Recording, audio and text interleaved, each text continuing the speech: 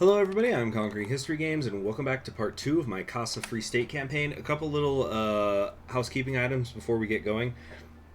First off, you're going to notice that the time is a little bit off. That's because there was a problem in the settings and I had to go back and fix that. So everything's the same though, in terms of what you saw before. Army's the same, the research I'm doing is the same, all of that stuff is the same. I have read through the epic poem that is the Remembrance of Sokka, or Sokka. It probably was so. I don't know, honestly, I really don't. But I loved it. It was awesome. It was amazing. That video should already be out by the time that you're watching this one. And if not, I'll link it in the description when it comes out or whatever. So if you want to hear me read all of this epic poem, go check out that video. I highly, highly encourage it. And besides that, what was the other housekeeping item? Oh, yeah. We're not going to be having the Equestria war music anymore, unfortunately, because there's some copyrighted stuff on there. So, sorry. I guess we could also put on the defaults soundtrack. I always just listen to the classics, but just to kind of increase the variety. So, sorry. No Equestria war music. I'll just have to save it for my own time. And with that, let's get going. We were going to do what? I guess it doesn't really matter. These all just take 5 days anyway. One of the foremost goals that our nation has been working towards for many years now is the issue of illiteracy. This has been one of the initiatives championed by Mansu Arba, and so the first commander has promised results to deliver to the council. Okay, cool. And besides that, all we can really do is just get these focuses done, because I can't do anything about my army, and I want to get ready to deal with Barad ASAP. As the hall fell to silence, awaiting Arba's next remarks, she drew from her satchel a book. I have carried this with me since my operation in Austerland in 957. It was given to me by a young pony who I unfortunately have not been able to track down in the years since. She had almost nothing to her name except this book and chose to give it to me as thanks. That meant it had to have some value to her, so when I first read it, I was surprised to find it was merely a book about plants found in Wingbody far away. I really had no use for it, nor did the pony I received it from, but I realized something from it, why that young pony and her family held it so dear. It was the idea of learning that is valuable to all beings, and this is a policy I have tried to build on. While I have had the honor to lead you all, we have made great strides in literacy for our nation. Libraries on wheels travel across the land, distributing books and instruction for all the people. Literacy should be a right that all our citizens are entitled to, so that we may all work towards a better, more educated future for Kasa. More books for everyone. Alright, we now have modest literacy, which is 15% boost to our research. Very sweet. Uh-oh. What is this? It was a foggy morning over the Great Strait. Captain Mascarenas didn't like that, but I'm really wondering if I need to look up what a Portuguese accent sounds, or it's a Brazilian accent, really. But I can't do it. None of my accents are good, but I definitely can't do a Brazilian one. Shoot, whatever. We're just going to play this straight.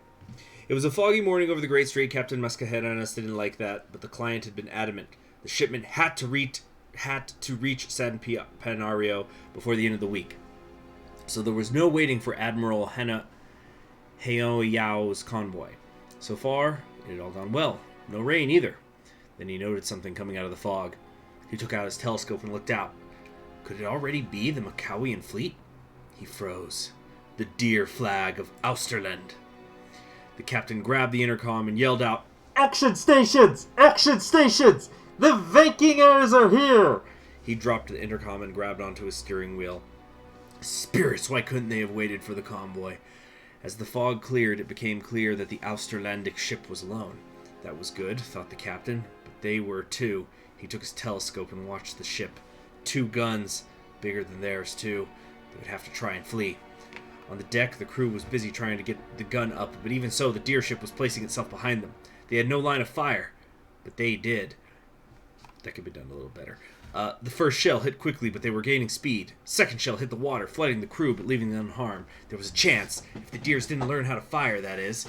But then, the fire alarm blared, and the ship began to slow down. The first shell had damaged the engines. It was over. It didn't even take 5 minutes.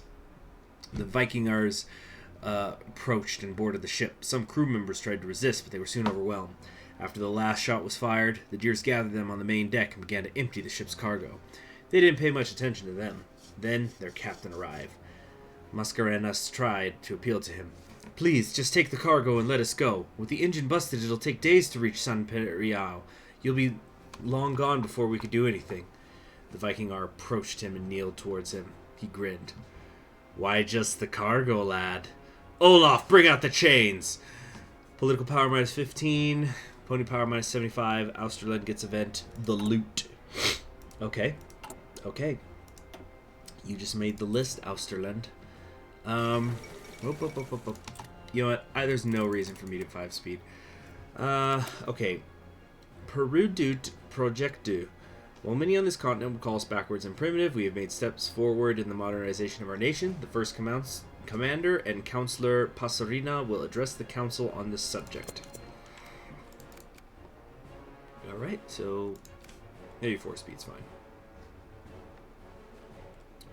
The storm's coming, the storm's coming. All the little ears. The River Coalition leaders recently met in the city of Coldstream. You know what? I always forget where Coldstream is up here. Is it on the coast? It's not in the Riverlands, is it? Like the main, you know, the River Republic. Here we go. Coldstream. Ah, there we go. It's on the border between the River Republic and the Kingdom of Vittenland. The River Coalition members recently met in the city of Coldstream. While we were obviously not invited to this meeting, our Scapitario agents, aided by... You know what? Real quick. This really reminds me, and again, go back and go and listen to my video talking about the history thing, but there's a lot of elements to this Free State that seem to remind me of Plato's Republic, which admittedly I haven't read in a few years, so sorry if I'm kind of misremembering it. But it talks... There's discussion in there where there's this idea of, okay, so we're going to create our fancy republic. What are we going to do when other people want to attack us, when they want to take our way of life, our freedom? And then Socrates goes, well, we're going to have awesome soldiers, bro. They're going to kick ass. And it's just, okay, yeah, sure. But, you know, what's the point of having soldiers that you can kill like 3-1 if we're getting attacked like 10-1? And then Socrates gets into freaking, it gets into like, well, you see, what we're going to do is we need to sow dissent in the other cities that try to attack us. It's, yeah, so this whole idea of like the spy networks kind of reminds me of that a little bit.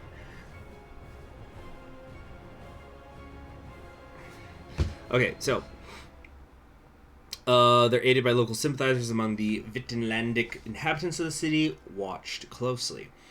From what we've gathered, 2 nations in the coalition seem to be looking southward. First was Podadian, who advocated for condemnation and actions against Brod and Austerland, though it was voted down in favor of condemnation of the atrocities committed in the West. Is that mutually exclusive? Anyway, however, they also tried in vain to put a rapprochement with us on the table. It is no surprise, as the free ponies have little sway over the coalition's affairs. On the other hoof, the Nimbusian delegate, Pegacles, denounced the Scapitoria program and defended their form of slavery as not qualifying as such. Of note were the fact that Baccarat argued for a more moral coalition. Vittenland made little wave and focused on Griffonia Cossack raids. Diamond Mountain's heiress to the throne, Princess Molly, made a splash for her charisma, while her father endorsed continued use of slavery. And finally, Lake City took a surprising stand in favor of democracy. Really, we'll see about that. As always, divided and full of contradictions. Okay. Did Podadian ever get that tree? Or it's had a tree. Yeah. Yeah, Podadian, though, they mostly just work on their army. And they're very behind technologically. Yeah, there's not much going on here. They're like, I think they're supposed to be like a mix of the Irish and Native Americans or something. So, Produit Project. Mansu Arba clears her throat and gestures to the lights that hang from the ceiling of the council chamber. Nodding and smiling, she begins to speak again. Something I am proud that I have been able to do for our nation is moving our economy forward. It has been a team effort from all of us, but I believe I can finally make this declaration. Kasa is beginning to enter the modern era step by step, and I, for one, could not be happier about it. Applause went up around the room, but was quickly hushed as Mansu gestured her hoof to the back of the chamber. And for all that, I have someone to thank. Pasarina. All eyes turned to the zebra at the back of the room, dressed in an old naval uniform and possessing a gruff stubble of facial hair. He nodded his head and smiled at the Avo de Casa. Arba groaned, rolled her eyes, and spoke again. Ugh. No, get up here! We all know you love the spotlight, and this is a moment well deserved. Pasarina chuckled and began to move to the front of the room. He took off his hat and bowed before the rest of the council, earning applause from all, including Arba and Lua. Starting again, Arba remarked, You have done incredible work for this nation. It is thanks to you the factories of Seguro are running with machinery we only heard tales of not too long ago. Your shipping routes have connected us to the rest of the world and brought me closer to Kasa. Arba began to chuckle. Nothing can make me happier than to speak to the citizens on the radio where all can hear me. It does give me some stage fright, but I love it nonetheless. So thank you very much, Pasarina. The room once again applauded as the former naval captain once again took his seat. Industrial progress is vital for our continued freedom. This will gradually increase the level of society development. Oh, so maybe I should have done that first then. Well, it's not like I could have known. Whatever. It's 5 days difference. We're not going to live and die by the 5 days. The nation of Macawia holds a dear place in the hearts of all in Kasa, and our connection to them is as strong as we have with any foreign power. The ambassador to Macawia is due to give his remarks to the Kasan. Again, I think it must be a Zebraca nation. I really have to update myself on Zebraca. I probably should have been doing it, but it's just been one of those things where I've been going, it's going to come when it comes, and so I haven't really been reading the reports. I probably should. There's just so much to do. Oh yeah, gotta deselect all these again. Okay, yeah, I'm not interested in any of that. Not going to do any military training. Okay, I've already done all these, so I'm just going to... Give me a second here. I'm going to keep harping on it, y'all. You gotta freaking read this or listen to me read it. You know, if you would read it yourself if you don't like how my voice sounds. All that. You got to do it, baby. Got to. Oh, it just brings it back up again. Whatever. Our harpy kin in the south. Now that local matters are behind us, it is time to move on to our affairs abroad. Thomas Riachuelo?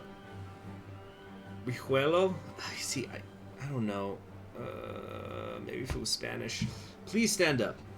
Along the side of the room, a short, stout harpy rises from his seat and waves his claw to those assembled. I would like to thank you for the work you have done fostering the friendship between our two nations. We could not be more grateful for your assistance in these trying times. Thanks as well to the ever-helpful diplomat Celera Medu, who has been working with the ambassador. Arba gestures to a tall, lanky zebra seated next to Tomas, much in contrast to the harpy's stout frame. You two have done great work in fostering the bond between our two nations. Now speaking to the room, Macawia was our first ally in the battle against tyranny, and we are happy to still count them on that list. The Pact of 907 still stands firm in our minds. Oh, it's been 100 years, actually. And we are proud of the partnership that has developed here. We share each other's values, and we fight the same fight. While we struggle against the slavers and despots of this continent, Macawia battles the tyrants of Koltag. And in that struggle, we wish you the best. With this, the counselors cheer, and Arba walks to shake the Macawian ambassador's claw. After the brief embrace, she takes her seat once more. To a continued friendship. We get some more stability. Now our dreaded neighbors. Grrr. What are we going to do about them? We're still in January. Yeah, that's great. No, it's good. It's stuff early. I'm not going to complain. I'm not complaining about it. It's cool. It's fun. Should be interesting to see what's going to go on out there in the world. You know, they really got it. Well, they don't really have got to, but I hope that I don't know how high on the priority it is, but I really want to see some sort of Kingdom of Griffonstone additional stuff done. Just throwing that out there. Beyond our borders. While we do everything we can to secure the safety of our citizens within our nation, there are those nearby our borders who wish to do us harm. The mood in the room becomes grim. Counselor Yumthu is visibly shaken and begins to knock her hoof on the floor, and many other counselors show similar agitation. Time out. I do want to just say that I have seen the portraits of all the potential leaders, and most of them are done by the same guy, Printik? Or are they all? No, I think there's one that's not done by him. But anyway, they all look great. Printik, your work is fantastic, and I don't think I'm going to be going with Yarmthu. I'm not sure yet, just from because I just kind of like read their bios, but Yarmthu is probably my favorite portrait. She looks gorgeous. It's just like all the little details, the face paint, it's great, fantastic. Just wanted to throw that out there. To our east lies Austerland. Whether we can count them among friends or foes seems to be up to their new Jarl, Ygritte. None of us can say for sure what type of person she is, so we must always be wary of her. To the west is Griffiths. As we speak, they hold a congress in Riapotor, plotting their nation's next move. While their current regime is not aligned against us, we are not their friends. Erbu's speech becomes wrath. They would gladly wish for our servants to be for our citizens to be subjugated to the will of their orders of knights and their ruthless corporations. The room stands in shock as Mansu Arba begins to cough, gaining her breath, and she off to signal she does not need help. Calming herself, she continues in a less rabid tone. Gryphus does not stand for freedom. We can hope one day they may embrace these ideals, but until then, we must be on guard. Pausing for a moment, Arba reads the room. Her coughing fit has startled many, but she collects herself and begins again. To the north lies the nation of Barad. As I have already discussed, the treatment of their people is abominable and has caused many to flee into our nation's arms. I believe our policy should be this. Swipe them from the continent, one way or another. Counselors around the room nod, having forgotten about the health scare moments earlier. Even further north lies Vittenland and the River Coalition. While many of these nations have embraced the same freedom we have here in Kasa, they still hold slavers and tyrants in their midst. We must be wary of a silver tongue backed up by iron chains. Our policy should be to not provoke these nations, as I believe we may one day be friends. But if the gaze of Vittenland or Nimbusia ever turns south, we must be prepared to protect ourselves with all our might and spirit. Times are changing, but the struggle continues on. Great stuff, great stuff. Alright, as the council stacks their papers and prepares to return to their election preparations, all the counselors await the closing remarks of their first commander. She has led them through much, and they cling to every word. So let us see what she has to say. Alright, here we go, here we go. Here we go. By the way, I'll show the portraits of all the people from the wiki, either before or after I make my choice. I think I know who I want to go for, but they all seem interesting. First commander's final statement. Finally, before we break and begin the nitty-gritty details of our national politics, I have a few more things to say to you all. This comment draws the attention of the room. All present lean forward and wait with bated breath, and out of the corner of her eye, Yurmthu notices that Lua is surprised as well. Whatever comes next, it must be important. The pony meets eyes with Passerina, who bears a stern look on his face. Gazing upon the faces gathered that day, the mayor knew that no one would be prepared for what came next. I have led this nation for 40 years. It is a part of me as much as I am a part of it. You all call me the Avo behind my back. I know that, and I have learned to accept it. While thus far I've talked about change, I now want to speak of things to remain the same. This council has advised me for all my time as the first commander. While its faces may have changed, its spirit is always the same.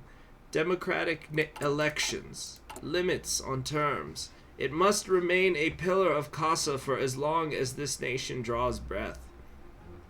Our laws have stayed the same in spirit, while we have needed to modernize them to the standards of the day.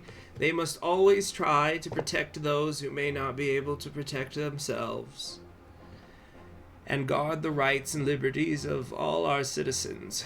This spirit must also remain the same. Mansu Arba paused, taking a deep breath. She begins again, speaking in a more hushed tone. Though I should not busy you all with too many words, for there is one more thing that needs some change in Kasa. Silence falls into the room. The sudden announcement. Me. The single word reverberates around the room multiple times, all in attendance asking themselves over and over if they had heard it correctly.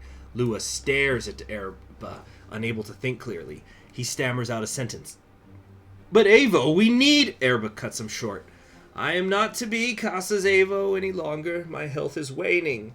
I am growing weaker, both of mind and of body, and we are entering an age of problems that I am just not prepared to face. These are the issues of steel and electricity, of modern politics and diplomacy. I cannot lead you all any longer.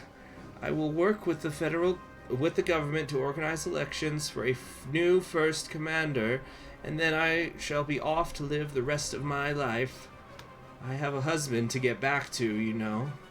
The shock finally sits in amongst all present. All those who were not seated already find themselves somewhere to rest themselves. There are shaking heads and teary eyes all around the chamber. Even the Macawian ambassador shows signs of emotion over this. Suddenly, Yerimthu rises and begins to speak. But Mansu, this is so sudden. What if Kasa is not ready for this? Erbu smiles. Of course Kasa is ready. It's been my life's work to prepare it for a moment that I didn't even know would come. I know as well as all of you here that all First Commanders have led Kasa for life. But I cannot go on any longer. Sometimes I believe I am the tiredest creature in the world. Mansu Arba sits calmly, and a moment of silence winds through the room. All the creatures in attendance realize she is genuine. And as Arba sees this, she goes on. Please, all of you, know that I have made this decision taking everything I can into account. I was elected in a crisis, and I have lived a crisis since then. I am looking forward to the day where I can wake up in my own home and live my life as a mother and a grandmother without the concerns of a nation weighing on my spirit. Believe me, I value highly the work I have done for this nation, and I am filled with joy to see its success. But I am still a mayor, and I have things I would like to do with myself. You all shower me with praise for what I have done, but after today, look upon me and see just another citizen of this nation we have worked together to build. Another creature basking in the liberty and freedom that Kasa grants to all who live within its borders. I know already many of you shall ask me for advice on how to preserve our nation and its traditions, and so I shall address that now. As long as your hearts are interwoven with the spirit of freedom and of liberty, then you have no need for the words of any single zebra, for you can simply listen to your own heart, and it may guide you to tomorrow. I have already given you my thoughts on the state of our nation today, but if you wish for the last testament of my political life, use that if you wish. But remember, while Kasa may be part of me, it is a part of all of you as well. Do not let any forces cloud that perception in your minds. Kasa may be a nation, but it is also a spirit, and that spirit lives within all of us. Thank you. Mansu Arba Avo de Kasa rises from her seat, walking with a vitality she has not possessed in years. She leaves the council hall and enters the passenger seat of a car. Beside her is her husband, and together they drive off to their country home. Can she even do that? Oh, Avo, what will happen now? Lose 10 stability, non-aligned gets 15% more popular, communists get 12% more popular, supremacy gets 8% more popular, Mansu Arba retires, the Kasa Advisory Council will become the leader of the Harmony Party. Because it is a provisional government, this will add 100% to our justify war goal time, guarantee tension limit, sending volunteers, lend-lease, joint faction tension limit, and generating war goal tension limit is added to 100%. Mansu Arba's going home. Mansu Arba's going home. The time for elections has finally come. Except there's something else happening first.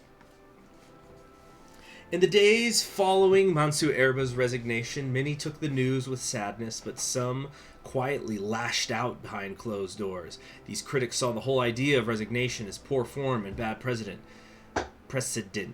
For them, it is essential for a first commander to act until their death, and anything less would be short of dereliction of duty. Some even worried of the consequences of the coexistence of two first commanders. Among those critics were the Pequeños Príncipes. Those families descendant of former tribal nobility sold into slavery became a fixture of Kasan society. Early on, those freed slaves swore to relinquish any claim to power or privilege. Instead, they turned to cultural work, acting as archivists, historians, and particularly funeral directors. Since the creation of the role of First Commander, they played an important ceremonial role in the transfer of power, as the funerals of the previous First Commander traditionally coincided with the nomination of their successor. Therefore, a cynical rebuttal of their critics would be that Mansu's resignation effectively meant that the Pequeños Príncipes would have no participation in the ceremonies. Okay, that's a bit much.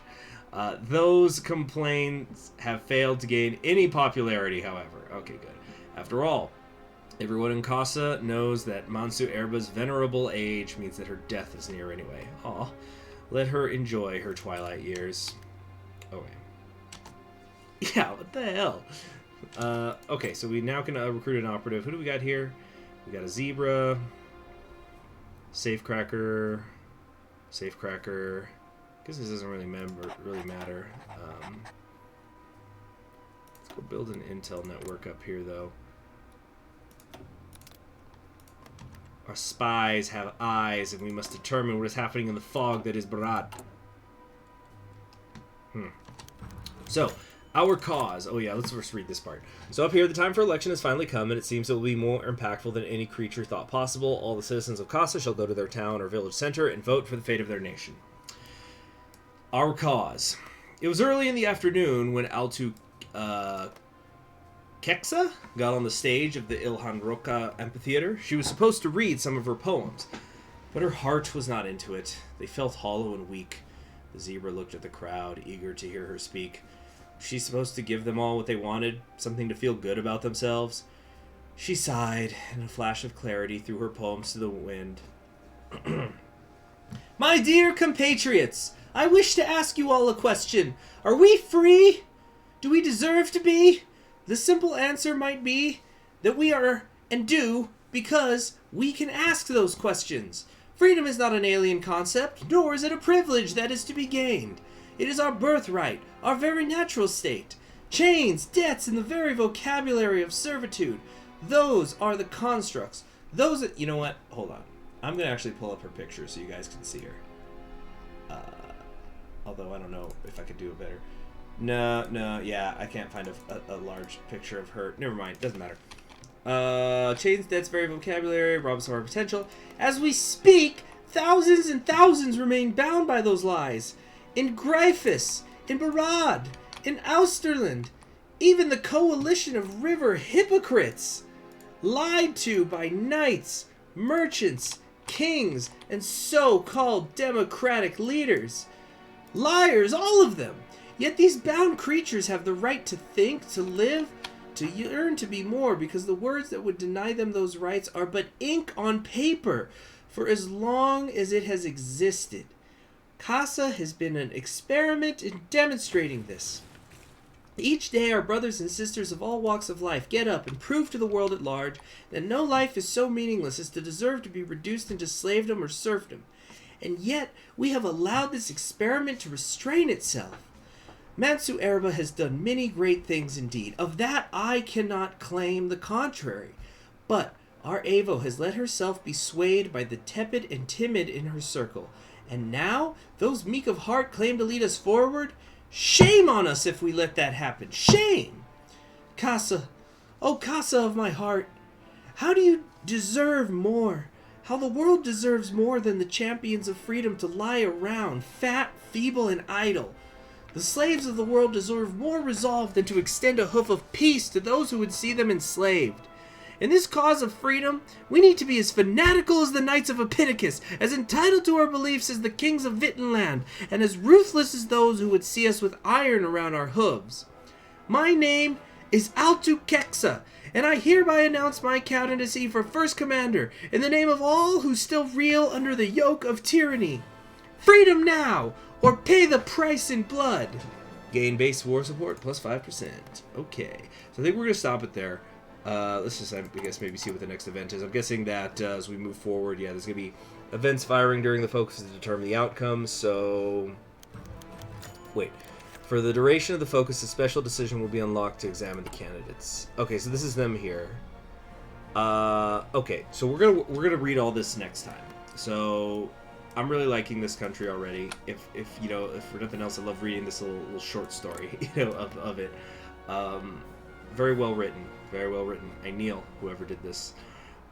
So what I'm gonna do is we're gonna stop it here. I'll see you next time. Please subscribe if you haven't already, and please go and read or go listen to or read it on your own time. The history of the Kasa Free State. This was really well done, and it deserves to be read. So I'll see you all in the next one.